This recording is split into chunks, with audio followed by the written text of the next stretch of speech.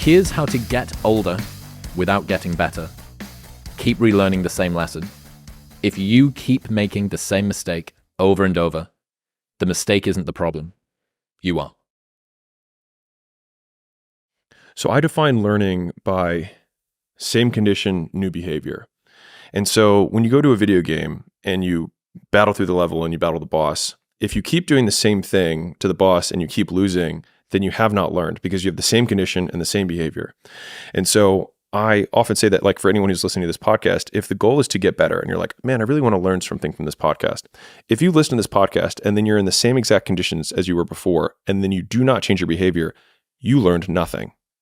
And so using that definition has at least allowed me to change my behavior faster, which then goes into rate of learning, which I define as intelligence.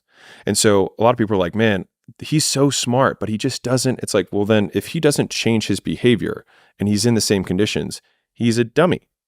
He's not that smart. And so if you are trying to battle the same boss over and over again, and you don't change what you're doing, and the boss keeps beating you, then it's not the game's problem. It's your problem. You are the problem.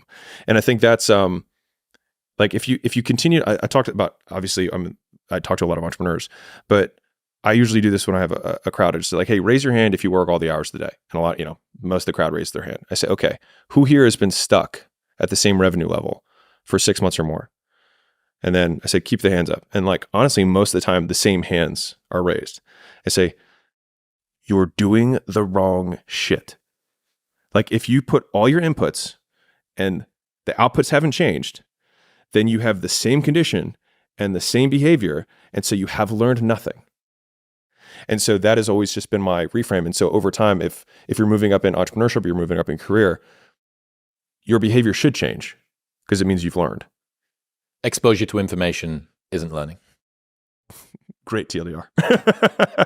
Yes. It's true. Yeah. It's true. And it's the same with memory. It's literally the way that memory works. The best way to work out how the human memory system works is repeated recall, not repeated exposure, right? You have to drag it out of memory and use it, not just see it a million times. And this is kind of the same thing with the lesson. You can listen to any of the podcasts that exist on the internet, or the ones that we've done, or the ones that you love, or whatever. And if you don't apply anything, it's a waste of time. And this is the best solution for this is Tim Ferriss's The Good Shit Sticks. Look, what's the thing from the podcast or the book or the audiobook or the whatever that you read or listened to that you can't stop thinking about? That you go to bed and you think about it, that you took a screenshot or a screen recording and sent it in the group chat, that you like texted your mum about it at 3 a.m. Oh, this really explains the way that I felt in school or the way that I felt when such and such broke up with me or whatever. That's the thing. That's the thing to focus on. But a lot of the time, the problem with mental masturbation is that the amount of information you can intake versus the amount of change that you can deploy is asymmetric. Yeah, when I was getting started in my entrepreneurial journey, and I would say this was when I was an entrepreneur, right? Like I hadn't quit my job yet. I started reading all these self-help books. And I remember reading, like, it was probably like my 10th book in a row. And I realized that the words in that book contradicted like the second self-help book that one was like, it's all about goals. The other one's like, it's all about taking, steps or whatever it was. Right. And I all of a sudden I was like, my life is the same. I've read all these books, but I still literally live in the exact same condo in Baltimore doing the same job. Like nothing has changed. And so I just made the commitment that whatever the next book that I was going to read, I would just not read another book until I'd done everything in that book. And that's when I quit my job and I did a whole bunch of other things. And I've actually more or less stuck with that in terms of like when I read books or even listen to podcasts, I usually do it with an intention to get something out of it. And I usually have notes up. And so my intake on information, because I get asked a lot, I'm sure you do. Like I actually don't read that much. I definitely don't read nonfiction. I read like fantasy every once in a while. Red Rising, baby. That's right. But it's because usually I get overwhelmed with the amount of things I would have to do.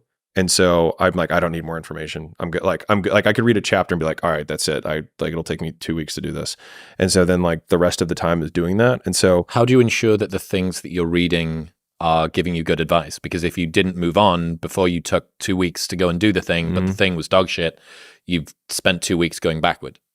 So I I would make the argument that I wouldn't have gone backwards because I would have gained the experience. And so I would have more context to know what the second thing was going to be. And that's just kind of like the trial by fire, learning through iteration. And I think I tend to do more of that.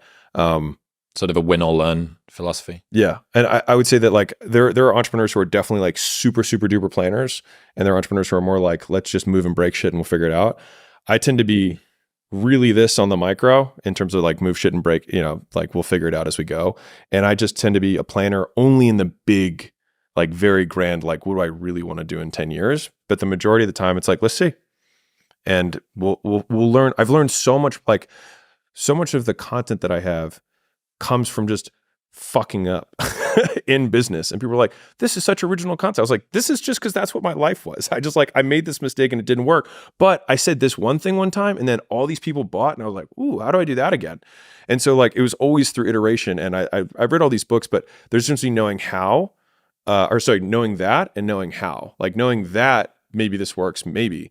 But once you do it, it's a different type of learning where, at least for me, it's been that way. You could read 100 books on sales, but when you take your first cold call, all of that goes out the window because you actually have to sell.